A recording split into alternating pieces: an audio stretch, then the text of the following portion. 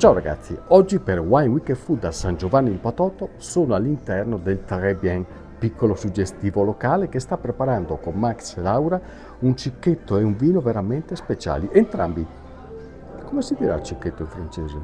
Le cicchetto? Cicchetti? Cicchetta? Ta ta ta? Boh. Al Trebbian proponiamo uno spirino di polpo, che voi amate tantissimo, con un'oliva leccino e dei pomodorini colorati, bello fresco. Lo abbiniamo al nostro vino fresco Calice d'Italia, che è un Soave DOC che fa il nostro amico Andrea dell'Officina dei Gregori. L'ha chiamato così perché è la mappa di Soave che dall'alto rappresenta proprio un calice. E le mura sono proprio il bicchiere, il bacio di dama è dove è posizionato il castello, quindi ha anche un'etichetta che racconta una storia. Se poi avrete voglia di leggerlo anche con il QR code, vedrete tutto il video e la storia che fa Andrea, che è il nostro artista.